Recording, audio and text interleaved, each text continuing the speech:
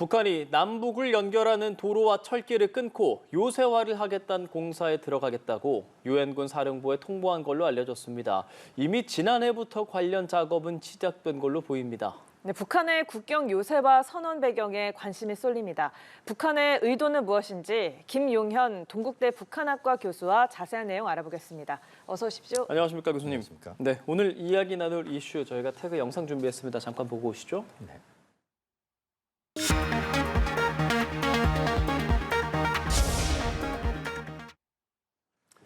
자, 계속 전해드리는 대로 북한 측이 지금 우리와 연결된 도로라든지 철길 이런 것들을 끊는 작업을 이미 착수를 했다라고 전해지는 겁니다. 네. 이것들을 뭐랄까요, 적대적 두 국가 이런 얘기 계속했었던 북한이기 때문에 직접적으로 그렇습니다. 실행을 했다라고 볼 수 있겠습니까, 이제? 그렇게 봐야 되겠습니다. 이제 군사적으로 예. 북한이 두 국가론을 구체화시켰다. 그리고 실제 그 겉으로 보여주는 그런 행보를 시작했다 이렇게 봐야 되겠습니다. 예. 그러니까 9일이었죠. 조선인민군 총참모부 보도문이 나왔고 예.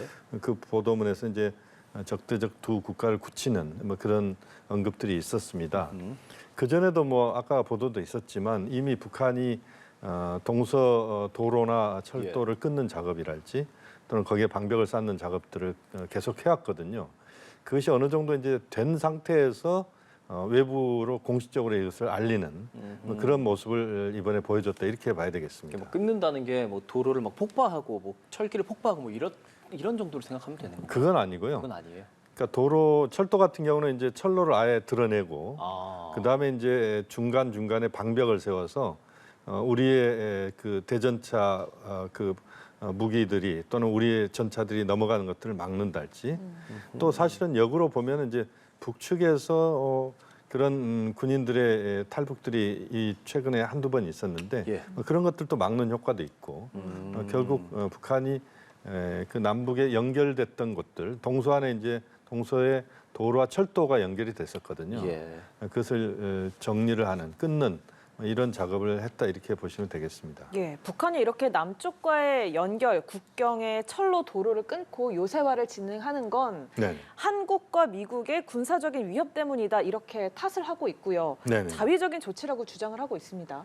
그렇습니다. 이제 북한의 이야기는 뭐냐면 한미 연합 훈련 여기에 대한 이제 반발이 중요한 이유가 되고 있다 이렇게 지금 이야기를 하고 있고요. 최근 들어서 B-1B 전략 폭격기가 이제 한국에 왔었습니다. 국군의 날 기념식. 그렇죠. 예. 국군의 날 기념식 때 우리가 흔히 이제 죽음의 백조라고 이야기를 하는데 예. 백조처럼 생겼습니다. 검은색인데 이것은 어마어마한 그 무장을 하고 그 주요한 시설을 아예 타격할 수 있는 예. 그러니까 벙커버스터라고 그래가지고 몇 미터짜리 콘크리트도 뚫고 들어갈 수 있는 그런 폭탄 투하 능력이 있습니다. 그러니까 이제 북한으로서는 상당히 부담스러운 무기 체계가 이번에 그 한국의 한반도에 전개가 됐던 여기에 대한 불편함도 있었고 예. 또그 윤석열 대통령께서 북한 정권의 종말과 관련된 그런 언급들도 있었습니다. 그러니까 북한으로서는 어쨌든 남측과 미국에 밀리지 않고 북한으로서는 좀 더 적극적으로 지금의 상황들을 북한이 관리해내겠다. 그리고 북한이 끌고 가겠다 이런 차원에서 강하게 지금 그 말로써 그리고 행동을 하고 있다 이렇게 보시면 되겠습니다. 그런데 이 육로 단절이 이미 지난 8월에 이루어졌다라는 소식도 있는데 아까 네네. 말씀해주신 B-1B 전략 폭격기 이런 것들이 국군의 날 진행한 건 이번 달이지 않습니까? 그렇습니다. 사실 그 전부터 북한은 그런 과정들을 계속 하고 있다라고 봐야 되는데 네네. 정말 그 속내 이렇게 하게 되는 그 배경은 어떤 게 있는 겁니까, 교수님? 일단은 속내는 우선 예. 지금 그 적대 두 국가를 계속 북한 이야기를 하고 있는데 이 상황에서 남측과는 뭔가 성과를 거둘 수 있는 여러 가지 것들이 이제는 없다 이렇게 보는 것 같습니다. 그러니까 윤석열 정부의 대북 정책은 강경이고 또 북한도 계속 그 대남 강경 드라이브를 걸어오는 이 과정에서 남측으로부터 얻어낼 것은 거의 없다. 윤석열 정부와는 그 성과 있는 어떤 것들도 만들기 어렵다 이렇게 한편으로 보는 측면이 있는 것 같고요. 또 하나는 이제 미국 대선도 좀 겨냥하는 측면이 있다고 봐야 되겠습니다. 미국 대선이 지금 11월 5일이니까 불과 한 20일 정도밖에 안 남은 겁니다. 이제 그렇죠. 이런 상황에서 북한 입장에서는 좀 더 강력하게 북한의 모습을 대외적으로 보여준다. 이게 이제 북한의 입장입니다. 그러니까 핵실험까지 하지 않았지만 한반도에서 군사적 긴장을 고조시킬 수 있는 능력을 북한이 갖고 있다. 어허. 이것을 보여주면서 미국의 대선 과정에서 누가 되든지 간에 북한을 무시하고는 대외 정책, 특히 대동북아 정책을 수행하기 어렵다. 이것을 좀 강조하는 이런 차원에서의 북한의 행동이 지금 나오고 있다. 이렇게 볼 수도 있습니다. 우리와는 가능성이 좀 희박하고 네네. 미국을 생각한 조치다라고 했을 때 네네. 사실 이번에 북한이 이런 부분들 그러니까 이렇게 뭐 연결 끊고 이런 것들도 미군 측에는 전화 통지문을 했다라고 전해지거든요. 그럼 뭐 그렇습니다. 같은 부분 일맥상통한다고 볼 수 뭐 있습니까? 일맥상통한다고 봐야 되겠죠. 이제 미군 측에 예, 예. 이걸 전달했다라기보다는 유엔사에 전달한 겁니다. 그렇죠, 예. 그러니까 북한 인민군과 유엔사에 간에는 전화 통신선이 계속 상시적으로 열려 있습니다. 예. 이 통신선을 통해서 이제 알린 건데 그렇지만 이제 사실상 유엔군은 미군이 거의 장악을 하고 있기 때문에 사실상 미국에 통보했다 이렇게 보셔도 되겠습니다. 어쨌든 미국으로 이것을 이제 전화 통지문을 보낸 것은 우리 쪽에는 이제 보내지 않았거든요. 예. 결국 남측과는 이제 어떤 식으로든 상대하지 않는다. 이것을 또 보여주는 그런 행동이다 이렇게 봐야 될 것 그럼 같습니다. 우리한테 원래 이게 뭐랄까요? 이게 뭐 원래 맞다라는 건 없지만 우리한테 말을 했어야 되는 조치라고 생각하세요, 교수님께서? 일단은 공식적으로 보면은 예. 지금 북한이 조치한 그 군사 분계선상에서의 대남 그 활동이랄지 이런 부분들에서는 예. 공식적인 통보 라인은 유엔사가 맞습니다. 그러면서도 이제 우리 한국군에도 과거에는 통보 절차들을 북한이 계속 밟아왔었습니다. 예. 왜냐하면 이것이 왜 문제가 될 수 있냐면 북한의 그러한 방벽 공사를 할 때 폭발음이 들리거나 이럴 때는 우리 예. 측이 오해할 수도 있습니다. 또 그 과정에서 우발적인 돌발적인 사태의 발생 가능성들이 분명히 있기 때문에 예. 그렇기 때문에 이제 통보를 하는 것인데 우리 측에도 통보하는 것이 저는 맞다고 보는데 예. 그 유엔사 미국 쪽에만 통보를 했던 것은 우리 측하고는 아예 그 군사적인 차원에서도 아예 그 대화하지 않는다 또는 통신 수단도 연결시키지 않는다. 이게 북한의 입장이다 이렇게 보시면 되겠습니다. 예, 뭐 우리와는 소통하지 않겠다라는 그런 의도가 느껴진다라고 말씀을 해주셨는데 북한이 이렇게 물리적인 단절 작업을 하고 요새화 작업을 하면서도 네. 뭐 이거는 작년 12월부터 김정은 지시가 있었다라고 나온 내용인데 네. 정작 북한헌법 개정에서는 예상했던 이 통일과 관련된 내용 삭제가 이루어졌는지 이루어지지 않았는지 불분명한 상황이잖아요. 네. 뭐 하고도 알리지 않은 걸까요? 아니면 안 한 걸까요? 일단은 현재로서는 아직까지 북측의 발표가 없습니다. 예. 우선 안 했다고 봐야 될 것 같고요. 북한 입장에서 두 가지 측면이 작용한 것 같습니다. 하나는 북한 헌법 전문을 보시면 전체 내용이 김일성의 업적, 치적, 그다음에 김정일의 치적 이렇게 나옵니다. 그 과정에서 중요한 내용들이 통일 관련된 내용들이거든요. 예. 그러니까 지금 전문을 다 드러내게 된다면 사실상 김일성, 김정일 관련된 부분들은 거의 빠진다 이렇게 봐야 되는데 거기에 대한 부담이 김정은 위원장한테는 작용했다고 봐야 되겠습니다. 그러니까 선대를 아예 빠뜨리고 가는 것에 대한 내부적인 그 불편함 또 대외적으로 거기에 대한 부담 이게 작용했다 이렇게 봐야 될 것 같고요. 또 하나는 이제 미국 대선도 좀 겨냥한 측면이 있다고 봐야 되겠습니다. 역시 이 부분도 미국 대선의 결과가 어떻게 나올지 모르는 상황에서 또 트럼프 전 대통령의 당선 가능성들이 만약에 높다라고 한다면 대화는 미국과 하지만 또 남북 관계 속에서도 앞으로 대화가 필요한 부분들이 있다고 봐야 될 수밖에 없습니다. 예. 그런 차원에서 북한이 좀 더 지금은 이제 보폭을 좀 더 조심스럽게 이번에 옮기고 있는 것 아니냐 이렇게 봐야 되겠습니다. 예. 이런 가운데 북한은 또 유도 기술을 적용한 240mm 방사포 네네. 시험 발사 한 10여 발 했다고 전하고 있습니다. 이거 수도권 불바다 만들겠다 북한이 얘기할 때마다 얘기하는 이 방사포지 않겠습니까? 네, 아무래도 그렇습니다. 좀 우리를 겨냥했다고 봐야겠죠. 그러니까 이번에 이제 방사포는 예. 그 방사포를 공식적으로 또는 북한이 해안을 향해서 바다를 향해서 쏘거나 또는 그런 형식은 거치지 않았고 이번에는 이제 검수 시험 사격을 한 겁니다. 그러니까 그 이 사거리가 한 67km 정도 되는데 이번 방사포는 그동안 240mm 방사포에 유도 기능이 이번에 부과가 된 겁니다. 그래서 조종 방사포탄이다 이렇게 북한이 표현을 했는데 예. 다시 말씀드리면 240mm 방사포의 기존 성능을 업그레이드 시키면서 여기에 조종 기능, 그래서 타격 지점을 정확하게 탄착 지점을 형성할 수 있는 상당히 정밀한 형태의 방사포로 이번에 그 업그레이드를 시켰다 이렇게 보시면 되겠습니다. 예, 지금 이야기하고 있는 이 갱신형 240mm 방사포, 네. 북한이 2026년까지 일선 부대 교체 배치하겠다라고 예고를 했는데요. 네. 뭐 이렇게 예고를 한 건 러시아에 무기를 수출하겠다라는 속내가 좀 담겨 있을까요?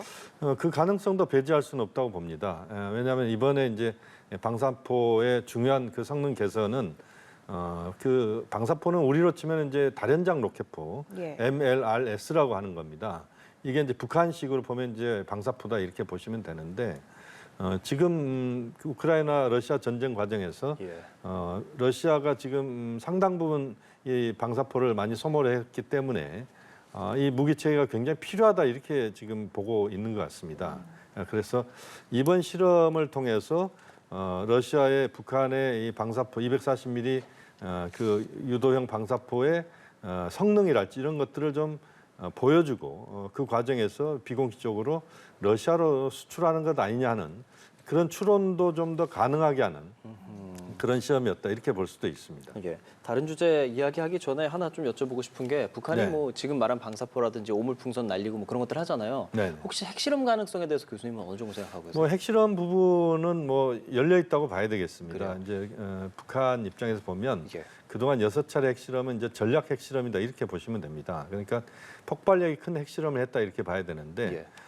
그 전술핵 실험을 북한이 제대로 하지는 못했습니다.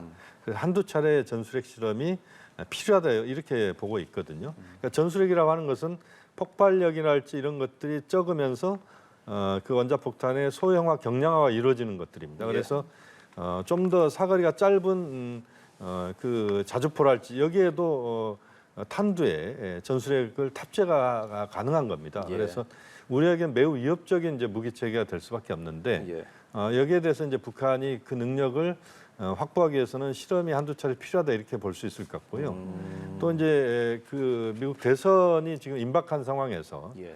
북한이 이제 대선 전에 하느냐, 후에 하느냐 뭐 이런 논란이 있습니다만 어쨌든 대선 전후로 핵실험을 통해서 자신들의 어떤 능력, 그다음에 북한과의 핵 협상을 미국이 해야 된다라고 하는 누가 대통령이 되든지 간에 해야 된다라고 하는 것들을 좀 각인시키는 예. 그런 효과를 노리는 차원에서의 핵실험, 전술핵 실험 가능성은 분명히 있다고 봐야 되겠습니다. 알겠습니다. 좀 물리적인 도발에 대한 질문들을 드렸다면 네. 사실 북한 하면 또 이제 사이버 공격도 상당하지 않습니까? 그렇습니다. 이번엔 또 한수원 협력사에서 북한 추정으로 북한이 해킹한 것으로 추정되는 72만 건에 달하는 자료가 유출됐다라고 전해졌는데 이거 뭐 북한군의 소행으로 보일 가능성이 좀 높은 겁니까? 어떻습니까? 이 부분은 뭐 현재는 추정입니다. 추정이에요. 그렇지만 이제 자료 유출이 워낙 광범위하게 이루어졌고 또 실제 한 10만 건 이상은 이제 한수원 자료까지도 유출이 됐다는 건데요. 예. 이 자료 유출의 그 대상이 한국 수력 원자력입니다. 그러니까 이 원자력이라고 하는 것 자체가 이 수력 원자력이 우리 원자력 발전소를 총괄하는 데거든요. 기관이죠. 예. 그러니까 우리에게는 굉장히 전략적으로도 중요한 기관이고 보안 시설 중에서도 특급 보안 시설입니다. 예. 그만큼 이제 중요한 시설이 해킹을 당했다는 것이고 거기에서 물론 이번에 이제 신형 원자로 관련된 기술은 빠져나가지 않았다 이렇게 지금 그 확인이 되고 있습니다만 그나마 다행이죠. 그렇지만 어쨌든 이런 기술들이 유출이 되고 있고 또 그것이 북한의 소행일 가능성이 현재로서는 높다. 왜냐하면 북한의 이제 해킹 능력이 굉장히 뛰어납니다. 예. 북한의 해킹 부대를 직접 운용을 하고 있을 정도이고 세계적으로 이제 해킹 능력이 뛰어난 국가다 이렇게 보여지고 있는데 이번 원자력 관련된 기술이랄지 이런 부분들을 빼내기 위해서 해킹을 했을 것이다라고 하는 추론은 충분히 가능하다고 봅니다. 뭐 김숙희라든지 알려진 뭐 해킹 조직들도 있지 않습니까? 그렇습니다. 그럼 뭐 해킹 능력이나 규모가 어느 정도길래 이렇게 전 세계적으로 북한 해킹하는 건지도 궁금해요. 북한은 이제 아주 그 어린 학생들에서부터 그러니까 상당히 그 이 그 컴퓨터랄지 예. 이런 소프트웨어 기술 능력이 아주 어렸을 때부터 특별한 교육을 시키는 사람들이 이제 성장을 하고 해킹 부대가 이미 존재하면서 그 해킹 부대에서 활동을 하고 또 전체적으로 이제 국제사회에 많은 어떤 그 정보 라인들을 북한이 이제 접근하면서 해킹을 해왔다 이렇게 지금 저희가 보고 있는데 실제 그 능력은 상당한 수준에 있다 이렇게 지금 알려져 있습니다. 말씀하신 것처럼 신형 원전 등 핵심 기술의 유출은 없었다라고 밝히는 것이 이제 공식적인 입장이긴 한데 불안감은 큰 상황이에요. 그렇습니다. 자, 그러면은 이게 물론 한수원 협력사, 한수원 중요하다는 말씀도 앞서 해주셨단 말이죠. 네네. 이게 뭐 군인이라면 뭐 훈련도 하고 하겠지만 네. 이런 기관들은 어떻게 이것들을 뭐 방어하고 대응을 해야 되는 겁니까? 일단은 해킹을 예. 완벽하게 방어하는 것은 어렵다. 이게 지금 일반적인 평가입니다. 그러니까 방패가 아주 중요하지만 달려드는 창을 막는 방패가 그렇게 쉽지는 않다. 이게 이제 일반적인 이야기인데요.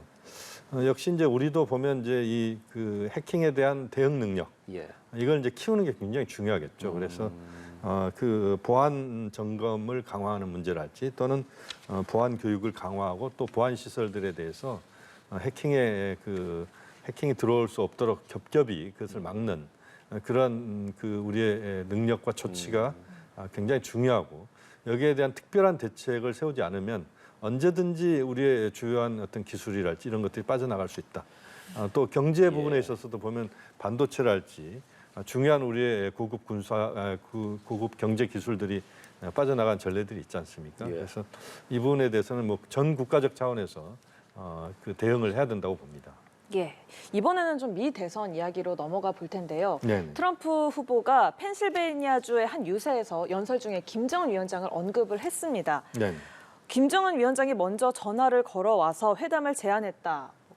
핵 단추가 위험하다라고 이야기를 했다라고 전해지는데 네, 이거에 대해서도 말씀해 주시죠. 그러니까 이제 그 이야기는 지금 이 이야기입니다. 그러니까 핵단추 이야기를 서로 주고받은 적이 있었어요. 그러니까 김정은 위원장이 나에게는 핵단추가 책상에 놓여있다 이렇게 이야기하니까 예. 트럼프 대통령이 그게 아마 2017년, 17년 정도 2018년입니다. 이때입니다. 예. 그러니까 트럼프 대통령이 무슨 이야기를 했냐면 내 책상에는 더 큰 단추가 있고 내가 단추를 누르면 평양을 아주 박살낼 수 있다. 예. 이런 투의 이야기를 한 겁니다.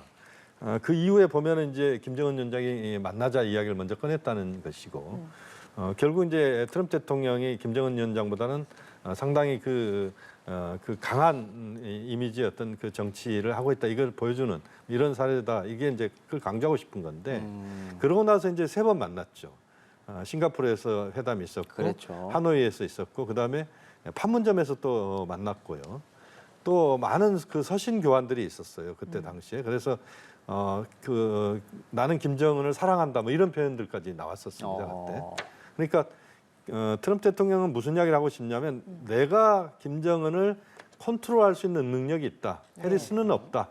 내가 능력이 있기 때문에 앞으로 북한 핵 문제를 풀어가는 데 있어서도 남한이 이 모든 것들을 해결할 수 있다. 이것을 좀 과시하는, 자랑하고 싶어하는 이런 차원에서 펜실베니아 연설에서 이제 그런 맥락에서 우리가 이해할 수 있을 것 같습니다. 예, 뭐 트럼프 후보가 이렇게 내가 김정은 위원장을 컨트롤할 수 있다라고 주장을 한다고 한다면 네. 그럼 북한이 이렇게 자꾸 도발을 하고 국제적인 위험 수위를 높이고 했을 경우에 트럼프 후보에게 좀 유리하게 되는 면이 있습니까?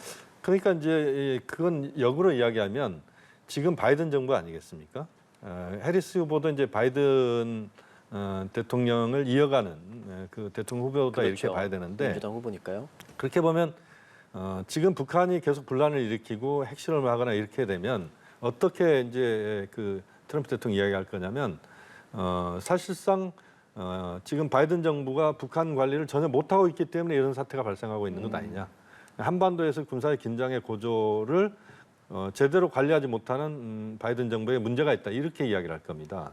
해리스 부통령도 같은 맥락으로 이제 그 트럼프 대통령 이야기할 것이고 예. 그 과정에서 결국 그렇기 때문에 내가 한반도 문제, 북한 문제는 해결할 수 있다 이런 식으로 이제 가는 거죠. 그러니까 북한이 트럼프 전 대통령 입장에서는 북한이 뭐 꼭 그것이 바람직하다는 것은 절대 아니지만 북한이 좀 더 핵실험이랄지 이런 분란을 일으키길 기대하는 측면도 혹시 있을 수도 있겠다. 이런 또 추론도 가능하다고 봅니다. 예. 그럼 미국 대선 이후에 뭐 어떻게 될지는 모릅니다만 트럼프 전 대통령이 다시 당선이 된다면 네네. 북미 관계 어떻게 좀 예측하고 계세요? 그러니까 이제 그렇게 되면 아마 이제 김정은 위원장에 대해서 트럼프 대통령은 만나자는 이야기를 할 겁니다. 지난번 집권했을 때처럼 그렇습니다. 어느 정도, 예. 아마 그런 이야기를 이미 또 선거 유세 과정에서 몇 차례 했습니다. 그렇죠. 이번에도.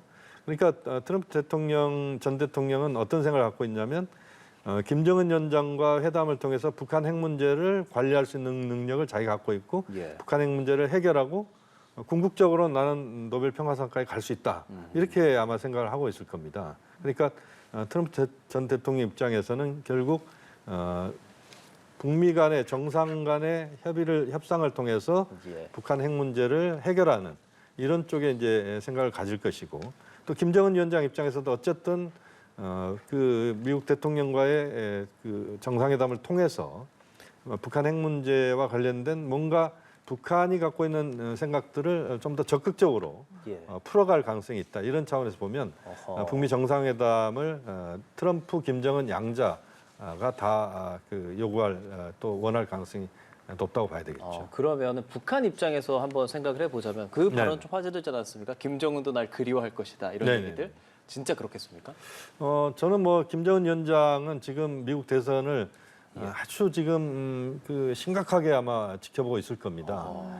결국 누가 이길 것이냐. 그러니까 트럼프 전 대통령이 이길 것인지 해리스 부통령이 이길 것인지 이 두 가지 경우수를 다 놓고 지금 북한은 제가 볼 때는 시뮬레이션을 지금 계속하고 있을 겁니다. 어떻게 대응할 것인지. 또 해리스 부통령이 됐을 때 어떤 식의 대응을 해야 될 것인지. 어떤 차이들이 있겠습니까? 북한 입장에서? 일단 북한 입장에서는 말씀드린 것처럼 현재로서는 해리스 부통령의 당선보다는 트럼프 전 대통령의 당선에 좀 더 그 가능성이랄지 또는 선호도가 좀 있지 않겠느냐는 그런 판단을 할 수 있을 것 같고요. 그러나 어쨌든 북한은 두 가지 가능성을 다 염두에 두고 아마 접근할 것이고 그러면서도 트럼프 전 대통령과의 어떤 여러 가지 그 과거에 세 차례 만났던 이런 것들을 복귀하면서 좀 더 지금의 상황들을 북한이 유리하게 끌고 갈 수 있는 그런 그림들을 그리고 있을 것이다 이렇게 봐야 되겠습니다. 예, 뭐 끝으로 우리나라가 유엔 인권이사회 이사국에 6번째 선출됐다라는 소식까지 좀 짚어볼 텐데요. 네네. 내년에 그렇게 되면 유엔의 3대 주요기구 이사국으로 동시에 활동하게 되는 거잖아요. 맞습니다. 우리나라의 목소리 어느 정도나 커질 걸로 기대해 볼 수 있을까요? 그러니까 이렇게 이제 그 경제사회 이사회, 인권 이사회, 그다음에 안전보장 이사회 이 세 이사회가 이제 유엔 이사회 중에 가장 큰 건데 예. 여기에 세 이사회 동시에 이렇게 하는 경우는 우리가 처음일 겁니다. 그만큼 이제 우리의 외교적인 능력이라 또는 우리 국가의 능력 이런 것들이 전 세계적으로 일단 우리의 능력이 커지고 있다는 것을 보여주는 거라고 봐야 되는데 어쨌든 이제 이런 동시 활동이라고 하는 것 자체가 그러면서 이제 우리의 책임은 더더욱 클 것이고 지금 인권이사회 같은 경우는 이제 북한 인권 문제나 여기에 우리가 많은 이제 이야기를 꺼낼 가능성이 높습니다. 어쨌든 우리가 이 3개 이사회의 이사국이 됐기 때문에 좀 더 의연하게 또 그리고 전 세계적 차원에서의 접근 그걸 통해서 전 세계 어떤 그 미래의 발전 이런 것을 우리가 좀 더 주도하는 그런 능력을 보일 필요가 있다고 봅니다. 알겠습니다. 김용현 동국대 북한학과 교수와 함께 오늘 투나잇 이슈 북한 문제에 대해서 이야기 나눠봤습니다. 교수님 잘 들었습니다. 잘 들었습니다.